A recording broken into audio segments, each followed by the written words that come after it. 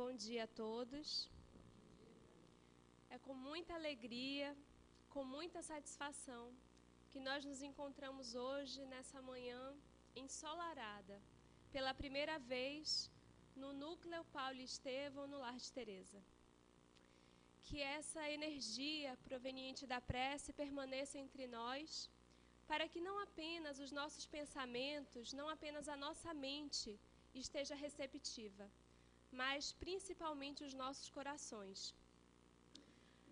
Eu fui convidada para fazer uma palestra, mas na verdade eu vim fazer um evangelho no lar. Porque quando eu fui convidada, me disseram que o tema era encontro com Jesus.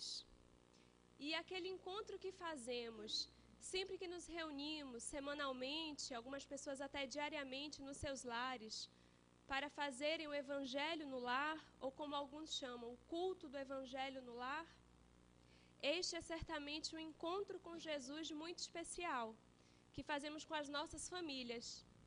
Mas aqui temos também uma grande família, a família do Lar de Teresa, a família do Núcleo Paulo e Estevão, a família do movimento espírita, a família cristã.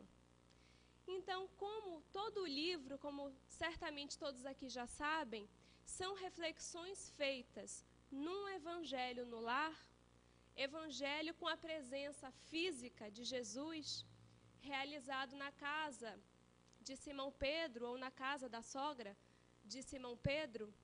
Então, nós gostaríamos de estender este momento de culto, de evangelho, para as nossas reflexões de hoje. E, para começar, antes de adentrarmos especificamente na obra, no capítulo de Jesus no lar, gostaria de falar de uma experiência minha, uma experiência pessoal com o evangelho no lar. Quando eu tinha 14 anos, e por mais que alguns que aqui não me conhecem, provavelmente devem pensar, isso tem pouquíssimo tempo, né? Porque algumas pessoas olham para mim e acham que eu tenho 16, no máximo 18, mas já tem um pouco mais de 10 anos que isso aconteceu. Quando eu tinha 14 anos, foi que conheci a doutrina espírita lá em Salvador. Meu pai e a minha mãe não eram espíritas e os meus irmãos também não. E nos primeiros estudos que participei, lá na mocidade ou na juventude espírita Nina Aroeira, que pertencia, eu não sei se foi por um acaso, tenho quase certeza que não. Mas, domingo após domingo, todos esses estudos iniciais a que eu participava, inclusive nas palestras doutrinárias na casa, quando ia, que eram terça, quinta, sábado e domingo, e quando como eu estava começando, eu queria ir a todas, porque a minha sensação era de uma sede insaciável, e eu, no auge dos meus 14 anos, achava que já tinha perdido muito tempo. 14 anos. Então, precisava beber daquilo o mais rápido possível. Então, tudo que tinha na casa eu queria participar. Como possivelmente muitos também, independente da idade, quando adentraram as fileiras do movimento espírita, sentiram isso também. Depois a gente percebe que existem outros setores na vida que precisam ser administrados também. Mas o que acontece é, todos os temas eram evangelho no lar. 3 domingos seguidos, na juventude, o tema era evangelho no lar. Sob diferentes aspectos, voltava-se ao evangelho no lar. Eu ia à palestra, evangelho no lar. E eu me perguntava, meu Deus, que coisa mais repetitiva, não tem outro tema para ser trabalhado, é só evangelho no lar? E como eu tinha 14 anos e a minha família não era espírita, na minha cabeça, aquilo não se aplicava a mim. Então, vinha o tema, eu olhava para o lado e pensava, é alguém que está aqui e precisa ouvir isso, não sou eu. Porque se o meu pai e a minha mãe não são espíritas, como eu vou fazer o evangelho no lar? Então, eu escutava aquilo e continuava não fazendo o evangelho. Fazia minhas preces, minhas leituras, mas evangelho no lar mesmo, não. Até que uma obra, que muitos podem também já ter lido, chamada Os Mensageiros, chegou até as minhas mãos. Eu nem havia lido ainda Nosso Lar, recebi de presente essa obra e resolvi ler. Passada a metade, mais ou menos, da obra, existe um capítulo em que André Luiz, que estava com Acelino nas imediações da crosta terrestre, realizando outras atividades, Acelino diz para ele que eles iriam a uma residência na Terra de encarnados, que era uma oficina de nosso lar. E o que acontece a seguir? André Luiz, Acelino e as outras pessoas que estavam com eles, desencarnados, chegam num bairro extremamente simples, modesto, para não dizer um bairro pobre. Mas existe uma casa neste bairro onde eles estavam que André Luiz olha e se surpreende, porque luzes começam a espargir daquele ambiente. E André Luiz se pergunta, como um lugar tão simples, tão modesto, no plano dos encarnados, pode ter tamanha luminosidade? E a maior surpresa se dá em seguinte, porque outros lugares e a própria casa de André Luiz, quando encarnado, que ele já havia visitado no livro anterior, quando ele chegou até a residência dele, não existia nenhum grupo espiritual tomando conta da casa. Ele simplesmente entrou pela força da própria vontade. Mas naquela casa, simples e modesta, o próprio líder espiritual, o instrutor Acelino, que estava com ele, não adentrou a casa simplesmente. Ele bateu a porta. Existiam espíritos nas janelas, espíritos nos jardins daquela casa, espíritos desencarnados, também envoltos por aquela luminosidade a que André Luiz se referia. Foi necessário que alguém permitisse a entrada deles para que eles adentrassem aquela casa, porque ali não era simplesmente uma residência familiar. Como havia dito Acelino, era uma oficina de nosso lar.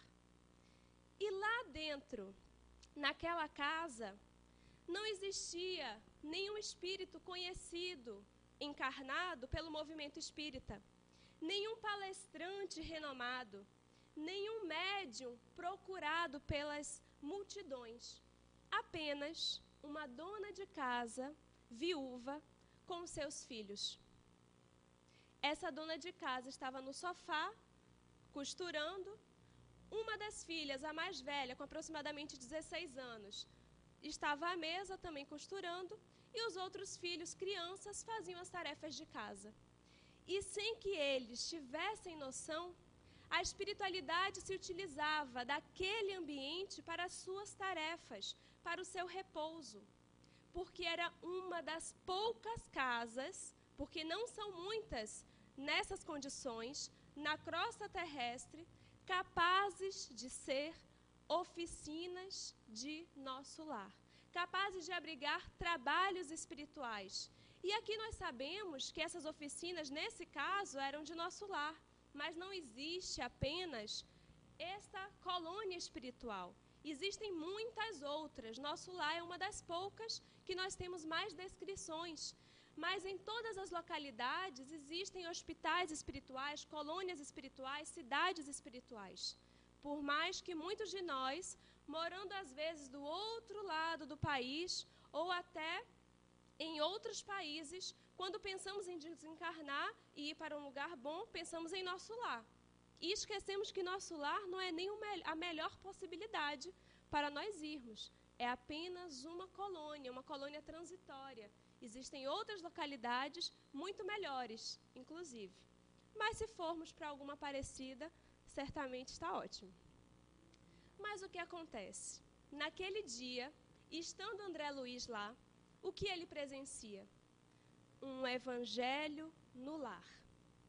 Os espíritos se reúnem em torno daquela singela família.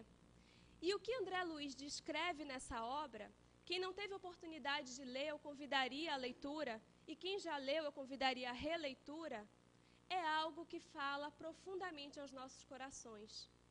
E naquele momento, percebendo a importância, a quantidade de coisas que acontecem, que os nossos olhos materiais não conseguem captar, mesmo aquela mulher simples, que tinha mediunidade ostensiva, o benfeitor explica a André Luiz que ela não podia captar totalmente os trabalhos espirituais que aconteciam ali, porque ela ficaria assustada.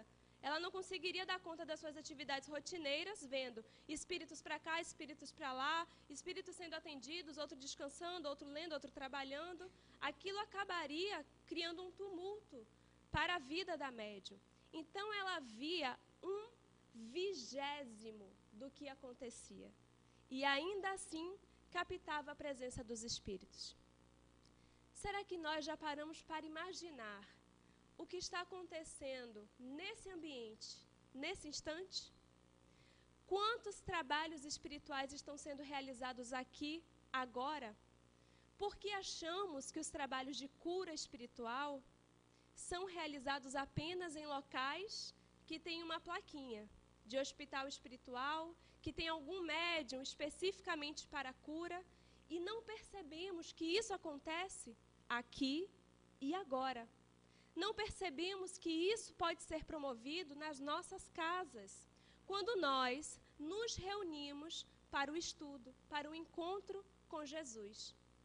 E contei tudo isso antes de chegar ao Jesus no lar, porque eu acredito que a partir daquele instante, algo mudou dentro de mim. Quando eu deixei de postergar o início do Evangelho no lar, na minha casa, independentemente de quem participasse. Eu estabeleci um dia, um horário, e toda semana, naquele dia e horário, eu me dirigia à sala da minha casa, sentava, colocava água, pegava os livros e em voz alta fazia a prece, a leitura e os comentários. No início, vocês podem imaginar, quem tem aqui filhos ou netos de 14 anos, que meus pais acharam aquilo um pouco estranho. Eles falaram, esse negócio de espiritismo, não sei se é uma boa para minha filha, porque eu ficava falando alto e às vezes meu irmão estava no sofá, fingindo que estava fazendo outra coisa, só para ver o que eu estava fazendo, mas também não sentava. Mas com o passar do tempo, as pessoas começam a sensibilizar-se. E eles começaram a se aproximar. E agora, passados mais de 10 anos, quando eu não moro mais com meu pai, com meu irmão, com a minha mãe, fui a Salvador recentemente e o meu pai e o meu irmão, que ainda moram na mesma casa, me pediram para implantar o Evangelho no lar. Eles não são espíritas, mas eles sentiram falta. Porque nós não precisamos ser espíritas para ser tocados pela sensibilidade. Nós não precisamos ser espíritas para sentir os benefícios da prece, de uma leitura edificante.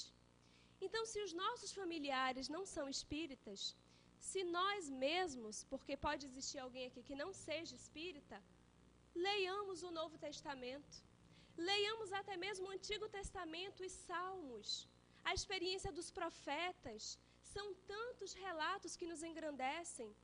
Escolhemos uma outra obra. Existem obras maravilhosas que atendem perfeitamente ao Evangelho no lar. Leamos uma crônica, uma história interessante e comunguemos deste bálsamo espiritual que cai sobre nós quando fazemos o Evangelho no lar. Acreditamos que a grande importância da palestra de hoje e de todos esses encontros que têm sido feitos utilizando esta obra não é apenas refletirmos o conteúdo de cada capítulo, mas que cada um destes encontros seja um convite a cada um de nós para que iniciemos o Evangelho em nossos lares e em nossas vidas. Se a vizinhança está difícil, se a convivência familiar está difícil, não é motivo para encerrar o Evangelho no lar, é motivo para intensificar. Quando percebemos que por algum motivo as coisas estão complicadas e 1000 compromissos aparecem naquele dia, então ao invés de fazermos só naquele dia, façamos naquele, no dia seguinte, no outro e no outro, deixando claro, olha só, se vocês querem ficar aqui, se vocês estão tentando me atrapalhar, vocês até fiquem, mas vocês serão evangelizados. porque o evangelho será feito, a leitura será feita e os comentários também. E perceberemos que muitas coisas serão modificadas em nossa vida e em nossos dias. Trata-se de uma experiência pessoal e é o principal convite da manhã de hoje, que façamos essa experiência e quem já faz, que intensifiquemos essa experiência. E, começando agora a adentrar o nosso evangelho de hoje, neste livro chamado Renúncia, eu já havia lido o livro há muito tempo. E, numa palestra de Haroldo Dutra Dias, tem um pequeno trecho desse livro que, quando eu li, eu passei batido, não prestei atenção, tanto que, quando ele citou esse trecho, eu fiz assim, que livro é esse? Eu não escutei o nome que ele falou, e depois, quando eu voltei, eu falei, gente, eu já li o livro. É algo tão importante, eu não prestei atenção. Alcione, que é a protagonista da história, em um determinado trecho, que não nos importa muito, porque eu quero, é a mensagem, ela diz assim: a mensagem do Cristo precisa ser conhecida, meditada, sentida e vivida. Conhecida, meditada, sentida e vivida. Trata-se de um processo e cada uma dessas etapas demora algum tempo para ser aprofundada. Porque no conhecimento existem graus e níveis de conhecimento, do quanto a gente conhece. E assim também nas nossas meditações, no quanto conseguimos sentir uma mensagem e principalmente no quanto conseguimos vivenciar uma mensagem. E é importante que, ao fazermos a reflexão de uma mensagem, ultrapassemos a primeira etapa do conhecimento. Porque senão nós nos tornamos repetidores de histórias. E aí nós sabemos as histórias perfeitamente. Lemos inúmeros livros. Sabemos as questões de O Livro dos Espíritos, os capítulos de O Livro dos Médiuns, todos os versículos e capítulos do Novo Testamento. Mas isso é uma etapa. Conhecimento. E para chegar do conhecimento à sabedoria, nós precisamos ultrapassar os outros níveis. Nós precisamos refletir sobre a mensagem, passar do intelecto para a meditação e para o sentimento, sentir a mensagem, o que a mensagem diz às nossas vidas. E, por último, vivenciar. Esse é o maior desafio. Enquanto nós não vivenciamos, nós não internalizamos. E isso não é uma aquisição. Então, enquanto nós não internalizamos, se a gente desencarna e volta na próxima encarnação, o que acontece? A gente não leva aquilo, porque não é uma aquisição. Está na superficialidade. E o que está na superficialidade fica esquecido. O que é uma aquisição, o que foi internalizado, isso sim, vai conosco pela eternidade, por onde quer que nós caminhemos. Então, seguindo estas etapas, algumas faremos juntos, outras dependem da individualidade. Porque poderemos aqui meditar juntos, mas vivenciar já é um convite a que cada um faça isso nas suas vidas cotidianas. Essa história eu até dividi em algumas etapas, porque quando fazemos o Evangelho no lar, é importante que meditemos etapa a etapa. Eu poderia simplesmente chegar aqui e contar, até mesmo por ser uma história muito conhecida. Olha só, porque todos os capítulos Jesus conta uma história para dar um ensinamento. A história que ele vai contar eu poderia resumir em 2 minutos. Existiam 2 filhos, eles queriam saber qual era o problema mais difícil, eram filhos dedicados à sabedoria. O pai então dá uma tarefa, cada um deveria levar uma determinada coisa a um príncipe. Eles começam a observar o que o outro fazia de errado, e então todos falham na sua tarefa e retornam ao pai. Fim da história. Muitas vezes fazemos isso no Evangelho. Lemos, parará, parará, parará, fim da história. Alguém quer comentar alguma coisa? Não, entendi tudo. Prece, acabou o Evangelho. Quando, na verdade, existem várias lições a cada etapa que nós não percebemos. Vimos como foi a versão contada no acelerador, né? Naquele botão ali do controle remoto, vendo tudo rápido. Vimos a história, mas não extraímos as lições dessa história. E poderíamos dizer que são muitas. Talvez, lendo a história rapidamente, a gente pense, a lição é, não devemos interferir na tarefa do outro, devemos estar vigilantes à nossa tarefa. Mas não é só essa a lição, existem outras que podem nos escapar se nós não pensarmos no que Alcione nos diz: conhecer, meditar, sentir, vivenciar. Então vamos voltar à história. Um grande sábio possuía 3 filhos jovens, inteligentes e consagrados à sabedoria. Em certa manhã, eles altercavam a propósito do obstáculo mais difícil de vencer no grande caminho da vida. Aqui já me chamou a atenção uma coisa. Neio Lúcio nos diz, ou melhor, Jesus contando a história aos discípulos no Evangelho, lá na casa de Simão Pedro, nos diz que eram 3 filhos. Ele disse que os filhos eram sábios? Não, ele disse 3 filhos jovens, inteligentes e consagrados à sabedoria, ou seja, dedicados à sabedoria.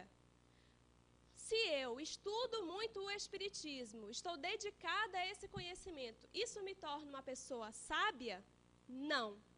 Por mais que algumas pessoas acalentem a ilusão de que quem está aqui na frente fazendo uma palestra é alguém sábio. Não necessariamente. Quando eu escutei um palestrante dizendo esses dias, e isso me marcou profundamente, ele disse assim: quando eu falo, o ouvido mais próximo à minha boca é o meu. Então, antes de dizer algo para o público, eu estou dizendo para mim, para o meu estudo, para as minhas reflexões, para as minhas dificuldades. É simplesmente uma reflexão. O fato de refletir sobre isso não quer dizer que eu já consigo fazer tudo o que está dentro da minha reflexão. Eu posso estar no esforço por fazer. Mas podem existir pessoas aqui anônimas, donas de casa, silenciosas, esquecidas, anônimas como na nossa história dos mensageiros, com uma luz muito mais brilhante do que a de quem está aqui na frente. E isso é o que mais acontece, inclusive. Então, eram 3 jovens dedicados à sabedoria, não sábios. Quem era sábio na história? O pai. Um grande sábio possuía 3 filhos. Isso é apenas o primeiro parágrafo e já nos dá uma lição, porque já explica o porquê da dúvida desses 3 filhos. Porque a pergunta que eles vão fazer a esse pai sábio não é uma pergunta do coração, não é uma pergunta do amor, é uma pergunta do intelecto, é uma pergunta filosófica, é uma pergunta existencial. A pergunta é: em certa manhã, eles altercavam a propósito do obstáculo mais difícil de vencer no grande caminho da vida. É uma pergunta filosófica. No caminho da vida, qual o maior obstáculo que eu posso encontrar? Qual a maior dificuldade que eu posso encontrar? Essa pergunta poderia estar no Livro dos Espíritos, que é um tratado de filosofia, um tratado de ciência, mas o tratado de moral que nós temos, por mais que no Livro dos Espíritos nós tenhamos lá as leis morais, o maior tratado moral que nós temos na doutrina espírita é o Evangelho segundo o Espiritismo, que é o aprofundamento da parte 3ª de O Livro dos Espíritos das leis morais. E é muito interessante nesse ponto que no livro O Consolador, complementando essa diferença entre amor e sabedoria, entre conhecer, buscar através da inteligência e sentir, transformar sentimentos, são coisas que se complementam, mas que podem andar por muito tempo apartadas. E o Espírito Emmanuel dirá: religião é o sentimento divino, cujas exteriorizações são sempre o amor. Então, se não forem, se as exteriorizações da religião não forem o amor, nós já deveremos, tem alguma coisa aí. A religião edifica e ilumina os sentimentos. Ele disse o intelecto? Por enquanto não, mas ele continua. Ciência e filosofia se irmanam, se unem na sabedoria. A segunda, a religião, personifica o amor. Só que ele não diz que uma coisa é importante e a outra não. Olha o que ele diz. Sabedoria e amor, ou seja, sabedoria como ciência e filosofia e amor como religião, são duas asas divinas, duas asas de Deus, que a alma humana penetrará um dia nos pórticos sagrados da espiritualidade. Então ele está nos dizendo, quando nós trabalhamos os nossos sentimentos, quando nós nos religamos e pensamos em Deus, que é a religião, nós estamos trabalhando um aspecto, uma asa, que é a asa do amor, que é a asa das aquisições morais, dos sentimentos. Mas existe uma outra asa, que é a da sabedoria. E para chegar à asa da sabedoria, precisamos pensar, precisamos nos questionar, fazer perguntas filosóficas, existenciais. E por isso ele atribui esta asa à ciência e à filosofia. E por isso a doutrina espírita tem um tríplice aspecto. A doutrina espírita tem o aspecto científico, o aspecto filosófico e o aspecto religioso, porque precisamos destes dois lados e precisamos conjugar essas asas, amor e sabedoria. Um pássaro sem uma das asas conseguirá voar?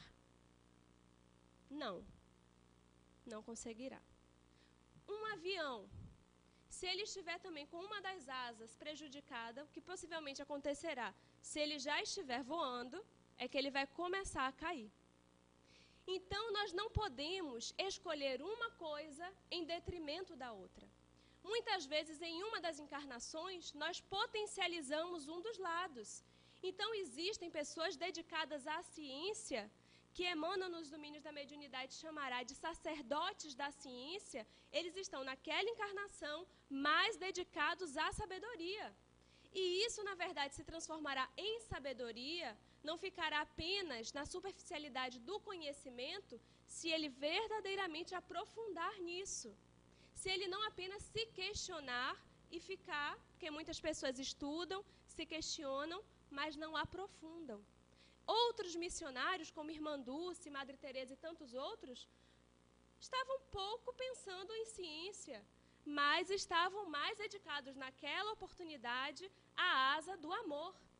Mas nós reencarnamos para aperfeiçoar ambas as etapas de desenvolvimento intelectual e de desenvolvimento moral.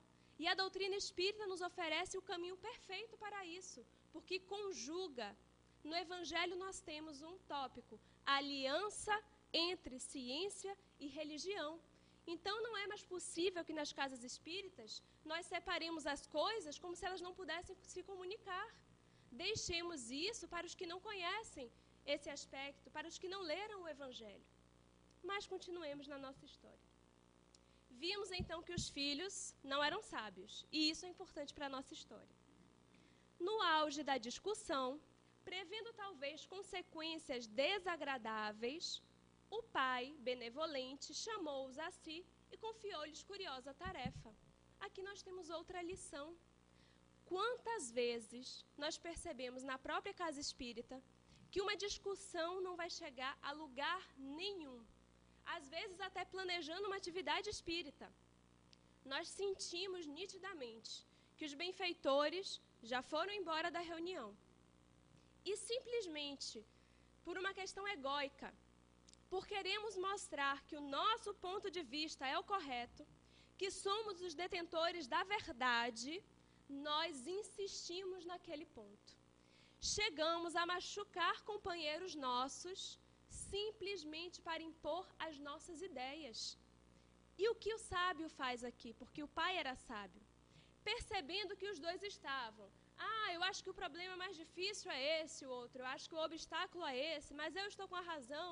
E aí nós citamos autores, né? Eles devem ter feito isso. Porque Sócrates disse isso, porque Platão disse isso, porque Emmanuel disse aquilo. E ninguém se escutava. Porque num determinado nível de discussão, a gente só escuta a nossa própria palavra, tentando ter cada vez mais razão. E a gente nem escuta o que o outro está dizendo, a gente ignora. Ou escuta apenas para ver que ponto ele derrapa e a gente impõe a nossa ideia. Mas se você disse isso, então... E aí nos sentimos vitoriosos, quando o objetivo não é esse. Essa semana mesmo, nós compartilhamos no Facebook uma passagem de Kardec na Revista Espírita, em que ele diz algo muito interessante. Ele diz que se dois companheiros estivessem altercando, discutindo em relação a um determinado ponto, ele não ficaria com o que estava com a verdade necessariamente, mas com aquele que fosse mais caridoso na discussão, aquele que usasse de maior caridade. Então nós não podemos simplesmente machucar o outro, dizer palavras ofensivas com o objetivo de defender a doutrina espírita, de defender a pureza doutrinária. E aí, nessa pureza doutrinária, a fraternidade é esquecida. E o pai, percebendo que isso ia acontecer, parte da teoria para a prática. Porque religião e amor são prática. Por mais que ciência e filosofia tenham o seu arcabouço na teoria, nós precisamos, na religião, ir à prática. E é aí que ele oferece a tarefa. E ele, então, entrega a um vaso de argila preciosa, ao segundo, uma corça rara, um animal, e ao terceiro, um bolo primoroso da família. Uma tarefa simples. Eles simplesmente pegariam aquilo que o pai ofereceu e levariam até um determinado príncipe. Muito simples de fazer, ainda mais a 3 jovens dedicados à sabedoria. Quando nós reencarnamos, sabemos que fizemos um planejamento reencarnatório. Uma tarefa nos foi atribuída, como membros de uma família, no âmbito profissional, no âmbito religioso. Uma etapa da obra da criação, por menor que seja, nos foi confiada. E ter um filho, um esposo, uma família, ter a vida de uma outra pessoa como responsabilidade nossa, é uma tarefa bem grande na obra da criação. Ser responsáveis pela educação de um outro ser, como filho, como sobrinho, como enteado ou na evangelização, é uma tarefa muito preciosa. Nós aceitamos a tarefa, mas quando nós reencarnamos, o que é que nós fazemos? Vamos ver o que é que nós fazemos? Porque a gente faz a mesma coisa, em muitos casos, claro que existem exceções, que os 3 fazem. Cada um estava com a sua tarefa, ok, entendi a tarefa, aceitei, vou cumprir. O trecho que eles haviam percorrido, aqui diz assim, ele não fala na nossa linguagem, mas eu fiz questão de pesquisar na internet a distância que eles iriam percorrer. O trio fraterno recebeu a missão com entusiástica promessa de serviço, né, como nós. Que ótimo, vou poder avançar, vou poder evoluir. Muitas vezes nós achamos até que a tarefa confiada foi pouca, lá na espiritualidade. Nós queremos avançar mais, pedimos para uma tarefa mais complicada ser nos confiada, e os benfeitores dizem, calma, meu irmão, vamos por etapas. Você não fez isso em 3 séculos, e você quer fazer isso agora, em aproximadamente 70 anos? Vamos com calma. E aí nós reencarnamos achando que podíamos até fazer mais. Provavelmente os 3 pensaram a mesma coisa. Levar um bolo, levar um animal, para quê? O que isso tem a ver com a lição? E eles aceitaram. 3 milhas. 3 milhas é uma distância que aqui em Copacabana nós faríamos andando tranquilamente. E eu não estou falando eu, Larissa, jovem, todos nós percorreríamos essa distância. Não é nada assombroso. E eles tinham simplesmente que andar essa curta distância e entregar aquilo que havia sido confiado pelo pai. Só que aí, o depositário do vaso de argila não concordou com a maneira pela qual o irmão puxava a corça delicada. Já começou. E o responsável pelo animal dava instruções ao carregador do bolo, a fim de que não tropeçasse, perdendo o manjar. E este último do bolo,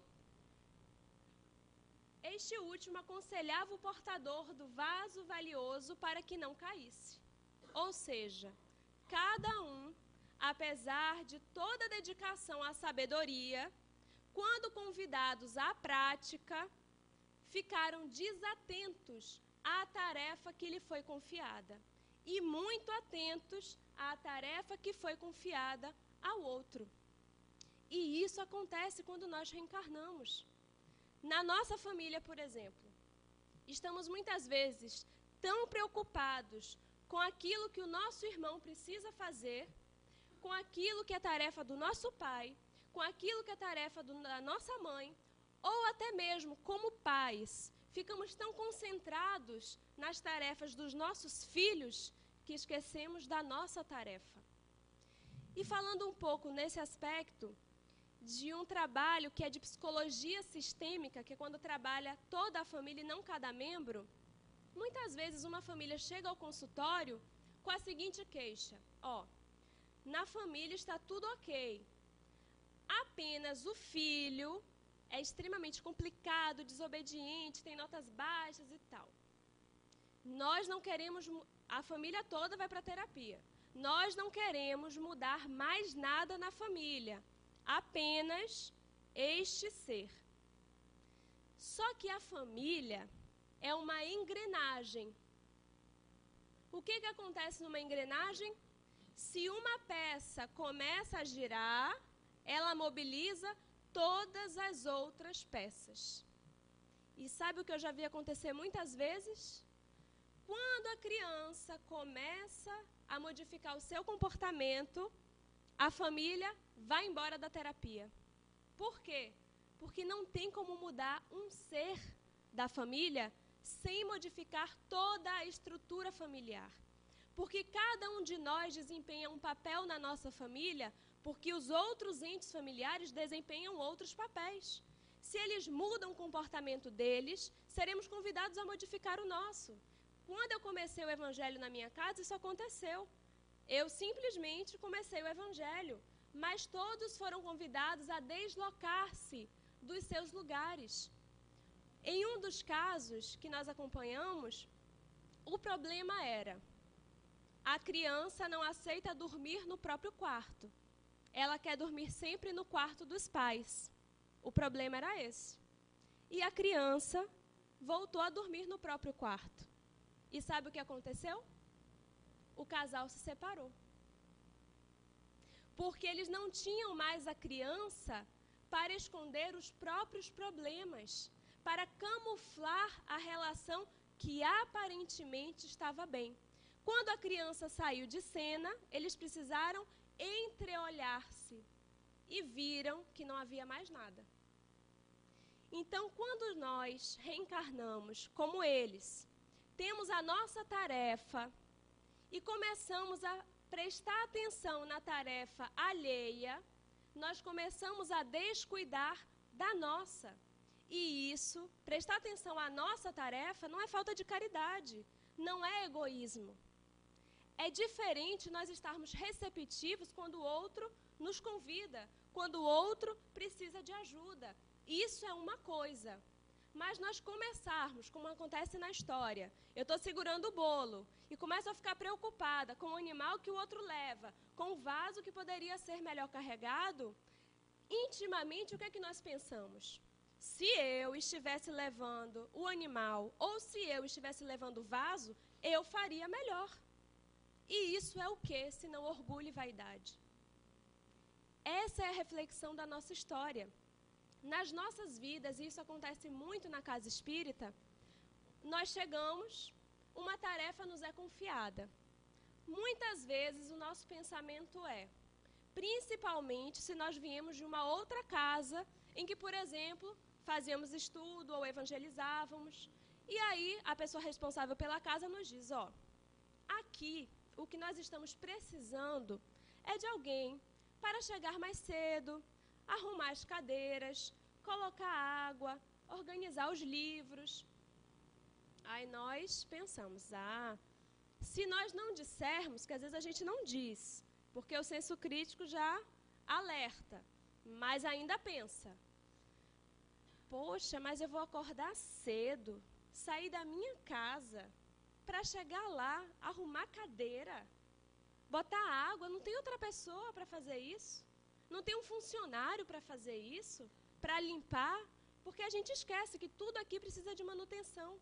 Que se as cadeiras estão no lugar, alguém precisou colocar. Porque simplesmente quando nós sentamos, a gente já tira a cadeira do lugar, não tem jeito. A água vai ser esvaziada e alguém vai precisar repor, vai precisar lavar o copo. Nós esquecemos de todas as tarefas que envolvem o trabalho. E acabamos nos concentrando na tarefa do outro. Aí a gente participa de um estudo e pensa, olha só, eu estou chegando cedo, arrumando cadeira, botando água, e essa pessoa fez o estudo e nem foi tão bom. Porque na outra casa eu fazia o estudo e era muito melhor. O que a gente está fazendo? A mesma coisa da história. A gente acha que faria melhor a tarefa do outro, ao invés de fazer melhor a nossa tarefa. Nós achamos que as tarefas mais importantes na casa espírita são aquelas de destaque. Então, provavelmente esses três, principalmente por serem filhos de um sábio, um estava se perguntando, mas por que ele deu a tarefa de levar o animal para o meu irmão e me deu o bolo? Será que ele acha que o meu irmão é mais atento em relação ao animal e que eu só sirvo para carregar o bolo? E nós começamos a nos fazer esses questionamentos e querer provar que somos melhores. E aí começamos a dar palpite na tarefa do outro. Não é porque queremos ajudar muitas vezes, porque dar um conselho com o real objetivo, com o sincero objetivo de ajudar, principalmente se nós já temos algum grau de intimidade com a pessoa, é uma coisa. Mas está o tempo inteiro dando conselhos que, na verdade, são críticas pouco construtivas, é, na verdade, uma forma de dizer, acho que eu faria melhor do que você. E nós estamos na casa espírita para trabalhar isso, para pensar sobre isso. Não adianta nós repetirmos os padrões de outras encarnações, que nós já fizemos, em que nós entrávamos em templos, saíamos de templos, um sequer conhecia o outro, nós não éramos amigos, a fraternidade não importava muito. Muitas vezes alguém do nosso lado passava por um processo depressivo, de tristeza profunda, chorava, e nós pouco nos interessava, e nós então retornávamos aos nossos lares e continuávamos as nossas vidas. E naquele mesmo dia da semana seguinte, faríamos a mesma coisa. A casa espírita é uma ampliação da nossa família. Nós precisamos nos conhecer, nos ajudar com sinceridade. Ou seja, sem cera, sem máscaras, sem precisar nos justificar o tempo todo. Mas continuemos a nossa história. Como previsto, quando um começa a prestar atenção na tarefa do outro, a tarefa mais esquecida é a nossa. E o que aconteceu? Em dado momento, o irmão que conduziu o animalzinho, ouvida a própria tarefa, a fim de consertar a posição da peça de argila nos braços do companheiro. E o vaso, premido pelas inquietações de ambos, escorrega de súbito para espatifar-se no cascalho poeirento. Uma tarefa já foi embora, porque o vaso quebrou, inclusive. Com o choque, o distraído orientador da corça perde o governo do animal, que foge espantado, abrigando-se em floresta próxima. Segunda tarefa já foi perdida. E o carregador do bolo avança para assustar-lhe a fuga, avança em busca do animal, internando-se pelo mato adentro, e o conteúdo de prateada bandeja se perde totalmente no chão. Qual a reflexão disso? A reflexão nesse instante, passando pelos aspectos que Alcione diz, Já falamos intelectualmente do que essa mensagem diz. Cada um está meditando sobre o que a mensagem diz. Mas nós precisamos também sentir individualmente, na minha vida, ao que essa mensagem se refere. Não a vida daquele que ficou lá em casa e não está aqui. Porque no Evangelho isso acontece também. A gente lê uma lição e logo pensa, mas se o meu esposo estivesse aqui para escutar isso. Ou então a gente até marca a mensagem que a gente leu em outro momento pensando, isso é o que eu queria dizer para o meu filho e ele não me escuta. De repente eu dando uma indireta no Evangelho e a gente lê ao acaso, né? Como se, olha só que coincidência, caiu essa mensagem. Se nós abrimos e lemos, é para a gente. Pode ter alguma coisa para o outro, mas cabe ao outro pensar da mensagem o que diz para ele. Porque se no nosso Evangelho no lar, a gente começa a dar indireta para o outro do que a gente gostaria de dizer, ou então, olha, durante a semana eu te disse isso, hein? Caiu aí, os Espíritos estão dizendo. Qual o clima que vai imperar no nosso Evangelho? O Evangelho não é um momento, como já dissemos, apenas de discussões intelectuais. É um momento de meditação, de reflexão e de sentimento. Então, nós precisamos nos harmonizar, precisa ser um momento agradável. Se o nosso filho nem é espírita e a gente utiliza o momento do Evangelho para dar bronca, será que ele vai querer participar de novo? Eu não iria querer, mesmo sendo espírita. Então, precisa ser um momento de congregação, de comunhão, de harmonia. Se nós queremos dizer alguma coisa para dar uma bronca, uma coisa mais complicada, reservemos um outro momento. E podemos até dizer, lembra do Evangelho, aquela lição? Eu fiquei refletindo isso, isso e isso. Nós podemos, é claro, conversar no Evangelho. Mas se o Evangelho redundar em discussões, como nós vimos aqui anteriormente, quando o pai percebe que aquilo não vai levar a lugar nenhum, nós perdemos o objetivo. Jesus conseguia ser doce e enérgico ao mesmo tempo. Eu não sei vocês, mas eu não consigo. Quando eu sou doce, eu fico tão melosa que a energia vai embora. E quando eu sou enérgica, facilmente, se eu não tiver cuidado, eu começo a ser grosseira.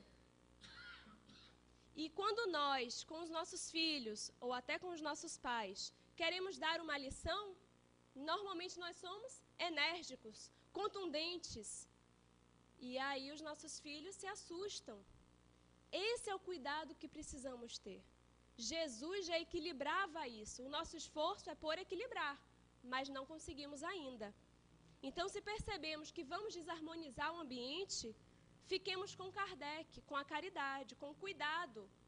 E não simplesmente querendo defender a verdade, porque a verdade é uma luz. Luz precisa de defesa? Não precisa.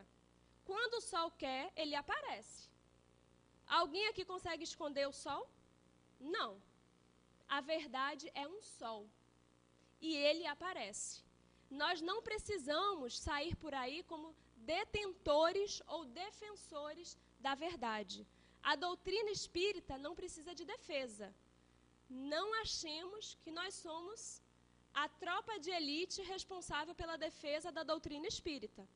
Nós estamos na doutrina espírita, no movimento espírita, como uma oportunidade para a nossa transformação. Para que não façamos com a doutrina espírita o que nós, porque não são os que estão lá fora, somos nós, já fizemos com outras religiões e outras filosofias pelas quais nós passamos. Mas, diante das discussões, o que os filhos fazem?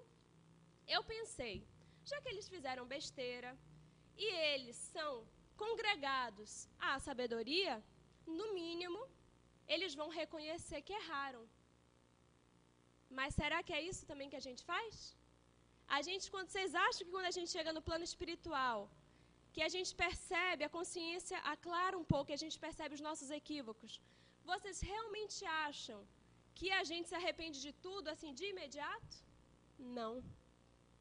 porque existem defesas da nossa personalidade, defesas do nosso ego, de Larissa, de quem nós somos agora, não são defesas do nosso eu profundo, do meu espírito, do espírito que sou, do espírito imortal. São defesas da personalidade, dessa personalidade que se apresenta agora. E essas defesas fazem com que nós neguemos coisas que muitas vezes estão claras, como os nossos erros, para os outros, mas nós não enxergamos, que nós projetemos no outro aquilo que muitas vezes nos pertence. Então é comum na projeção que um erro que é nosso, nós neguemos, não enxergamos em nós. Não, eu grosseira não, sou uma pessoa calma, pacífica, maravilhosa. Mas tem uma pessoa lá no centro, gente, que pessoa é aquela? Tem 1000 pessoas no centro, eu só enxergo aquela pessoa grosseira. Gente, eu não sei o que é, eu acho que é de outra encarnação. Quando eu olho aquela pessoa assim, não consigo nem ouvir a voz. Será que é de outra encarnação? Será que isso não é um fenômeno chamado identificação? Como eu não quero ver isso em mim, como eu não quero enxergar isso em mim, o que é que o meu mecanismo de defesa faz? Projeta no outro. Mas como é tão grande em mim, eu vejo na mesma proporção no outro. Isso é projeção. E a gente faz muito isso. E eles fizeram isso aqui. Ou racionalização, que é outro mecanismo. A gente cria várias justificativas para dizer, não, olha só, eu até estou errado. Aí a gente até pede desculpa. Desculpe, mas eu só errei por isso, isso, isso e isso. Se tal pessoa não estivesse lá, eu não teria feito isso. A gente reconheceu o erro ou não reconheceu? Porque um reconhecimento de equívoco que vem com 1000 justificativas não é um reconhecimento de equívoco. E quando a gente retorna ao plano espiritual, a gente faz tudo isso também. Porque nós continuamos a ser o que nós somos agora. Não acontece um despertar da consciência mirabolante. Nós não desencarnamos e já sei quem eu fui, já sei por que eu agi de todas... Não é assim, não é mágica. Mesmo recordar vidas passadas, a gente pode passar de uma encarnação para outra e nesse período, no plano espiritual, não recordar de vida anterior nenhuma. Isso não é simples, vai de caso a caso, de necessidade a necessidade. E nós então retornamos, não fizemos o que programamos para fazer, como eles também não fizeram, e aí eles buscam o pai com 1000 justificativas. Olha só, eu derrubei o bolo porque ele fez isso, ele fez isso. Eu deixei o animal escapar porque ele fez isso e ele fez isso. Como nós também fazemos. E a sabedoria do pai, ou a sabedoria do pai, faz o quê? Dá uma lição. Aproveitem o ensinamento da estrada. Se cada um de vocês estivesse vigilante na própria tarefa, não colheriam as sombras do fracasso. O mais intricado problema do mundo, meus filhos, é o de cada homem cuidar dos próprios negócios sem intrometer-se nas atividades alheias. Enquanto cogitamos de responsabilidades que competem aos outros, as nossas viverão esquecidas. E para finalizar as nossas reflexões dessa manhã, eu gostaria de convidar, a partir de uma história bem rápida, que aconteceu com Chico Xavier, a que nós, nesse clima de evangelho no lar, de fraternidade, que precisa ser resgatada entre nós, já que não nos encontramos aqui por um acaso não existe, no lugar de acaso, de coincidência, coloquemos a palavra ou as palavras providência divina, providência de Deus. Muitas vezes, nesses encontros e reencontros, a espiritualidade precisou exercer um trabalho que nós nem imaginamos para nos reunir. Talvez muitos que aqui nos encontramos hoje, os nossos benfeitores espirituais, estejam em lágrimas, porque há muito tempo se esforçavam para que nós viéssemos. E agora eles comemoram porque nós aqui estamos. E existe uma passagem nesse clima de confraternização e de lição, em que Chico Xavier, ele já estava com 88 mais ou menos anos, próximo já da sua desencarnação, que já foi pelos 90 e poucos, mas a multidão ainda se aglomerava para vê-lo. Ele já não tinha como psicografar, como dizer palavras, já tinha ficado internado pela pneumonia, estava extremamente magro e debilitado. Mas as pessoas se aglomeravam para vê-lo e ele recebia a todas. E um companheiro, que é quem relata essa história, não recordo o nome dele, mas na internet tem lá, depois eu posso indicar para todos, que estava do lado do Chico, vai observando aquilo e pensando, gente, a psicosfera do Chico é uma coisa tão maravilhosa que as pessoas não vão receber uma palestra, um conselho, uma carta, nada. E elas vêm simplesmente para absorver um pouco dessa energia, dessa vibração. A pessoa do lado do Chico pensando. Ele ficava sentadinho, passava uma pessoa, ele dava um beijo na mão, passava outra também. E assim centenas de pessoas numa noite passavam. E ele virou para esse companheiro e perguntou assim, meu irmão, eu não tenho mais o que oferecer. Eu não entendo por que essas pessoas vêm aqui. O que você acha? Acho que elas vêm aqui para me ver. O que você acha? Aí a pessoa que estava nesse pensamento falou, o que é que eu digo para o Chico?